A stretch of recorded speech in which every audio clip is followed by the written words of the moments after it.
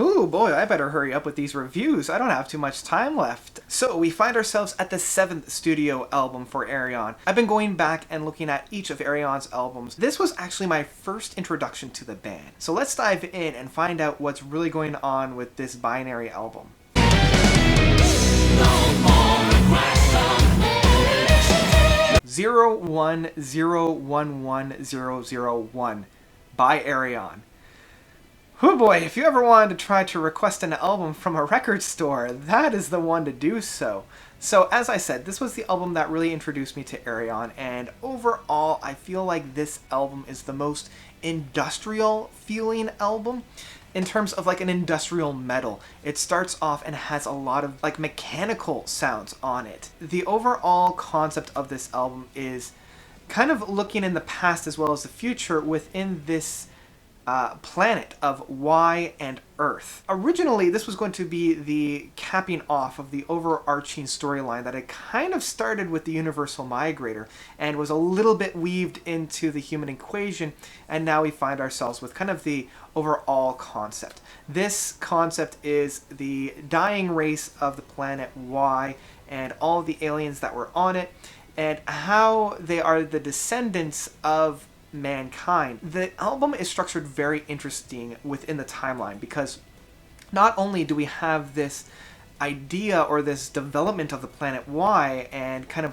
why they got to this area and how they're going to save themselves, but we also get into this concept of man having dreams of this past kind of lifestyle and how they're almost copying what was happening on the planet Y to the point at which we essentially bring about our own doom and we start the cycle all over again.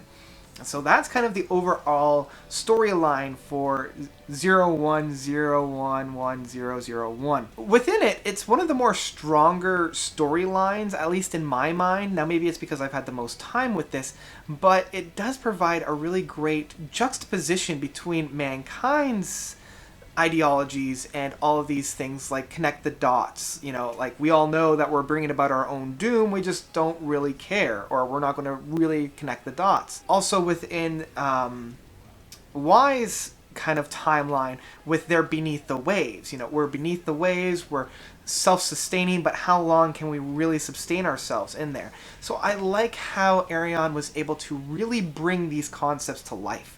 I feel like his maturity now as a writer has gotten to a point where he's able to really deal with these complex issues in a very creative way. Like, it's not so in your face as, say, Into the Electric Castle, or even to some extent, you know, The Human Equation. But getting into the actual music that's found within it, it starts off exceedingly strong with the first track of Age of Shadows and We Are Forever. Like, this captures the audience and just grabs a hold of you with that chugging guitars. It provided something completely new, and right from the get-go we have a completely new feel.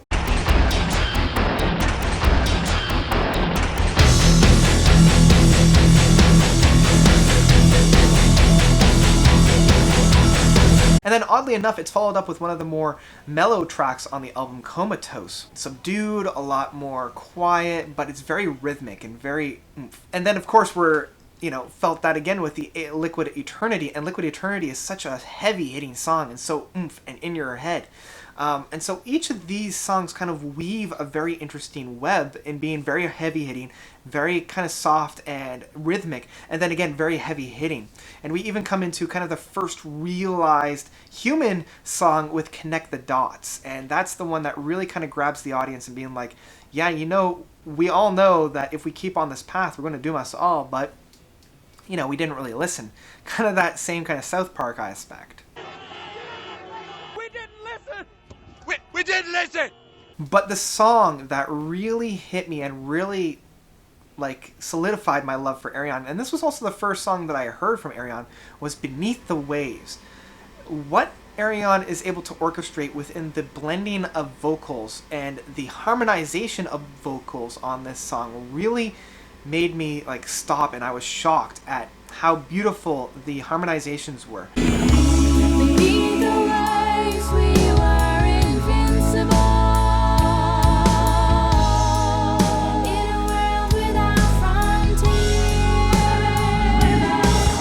And when I heard that, I knew that I had something very, very special. Like, this type of sound doesn't come every day. The way that he was able to blend this is so masterful. And on top of that, the song itself is just so heavy and so beautiful. Like, it starts off very, very somber and very quiet, and we think that we're going to get that from what we've had with Comatose and Connect the Dots. But by the time we get to the ending, it's so, like, in your face and bam, and it was just a fantastic way for me to really love Ayreon. Now, the other song that I really need to kind of draw attention to from the first half of the album, the first disc of Y, is Ride the Comet. This song might be my favorite song Ayreon has ever written because it is so fun and so in your face and just so hair glam. And that's the best way I can describe it. It is 100% cheese and 100% glam. Like, when you're listening to this, you can't help but just picture this shooting star that the guy is obviously just air guitaring on. And it is so hard not to love. Carry out your dangerous death, sail outside the streets, live out our dreams, ride the comet. Now, we all know that Ayreon loves to bring on a cast of fantastic talent. And I'm not too familiar with most of the guest stars that we have, at least vocally, within this album. The one, though, that I do love is Fido, and he appears on Web of Lies. It almost kind of took me back. I'm like, wait, Fido's on this? Like, who knows of Fido outside of, like, a select few passionate fans, such as myself? And so when I heard that, I was just like, damn, how Ayreon was able to get him was just fantastic. The song itself is okay. It's a good way to kind of end the first disc. Nothing really to write home about, but it does a good way of kind of showing the isolation of mankind and the isolation that the characters are feeling, kind of both within the planet Y as well as on the planet Earth. So even though the song doesn't really move too far in terms of the music, it does a really good job of really solidifying that theme and that symbol of isolation. So coming into the second disc is definitely a much heavier version of the first disc. And the songs that start and end this, the fifth extinction, which is essentially the inhabitants of planet Y coming in and destroying most of the reptilian race, which is the dinosaurs. And then from there we have the waking dreams of, the race, the truth is out there. All of those songs are fantastic and I love each one, but the one that I want to spend a little bit of time on is the sixth extinction, the last track on this album. And this guy, the ending of this track is so beautiful. The build-up that we have, right when the song kind of slows down and starts to build upon itself, is so heavy-hitting and so passionate. This is honestly the strongest ending to any of Ayreon's albums up to this point. And most of the vocals that come upon this is just soul-crushing of how beautiful they are. We've run the full circle of the destruction of one planet, the inhabitants of another, and the destruction of that planet as well. And we have this idea of completing the circle, completing the cycle. And it's almost as though the characters are saying, this is just how it is. Like, there's no breaking it, so we might as well just continue it.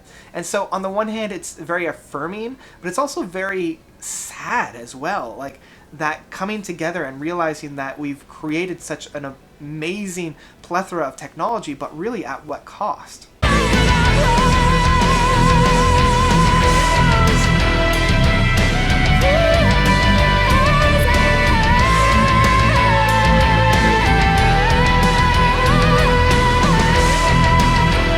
So overall, I love this album, and even though it's not the best album that Ayreon has done, it's probably one of my favorites. Like, it and The Human Equation are my two favorite albums that Ayreon has put out, and there's a very big reason for that. I have to say, I love this album with my whole heart, and one that if you haven't already listened to, definitely go out and do so. I mean, the guest stars alone is one to really wrap yourself into. Annika van Gisselberger is just a star performer on this one, and every time she sings, it really, really hits me, like especially on that last track.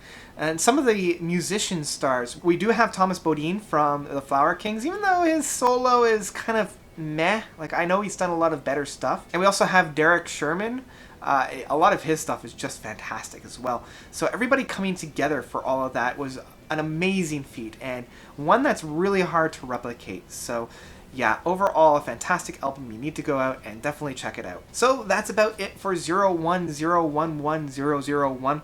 What did you guys think about it? Did you love it? Did you hate it? Whatever you thought, let me know by commenting below. I'm going to release the next album from Ayreon very shortly, which is The Theory of Everything. I know that Ayreon's next album of The Source is coming out at the end of this month, so I didn't really plan too well in terms of when I was going to release these, so you're going to get 2 this month as opposed to just the 1. So look out for that coming up very, very soon. And thank you guys so much for watching. As always, you guys are definitely the best. And until next time, notes out.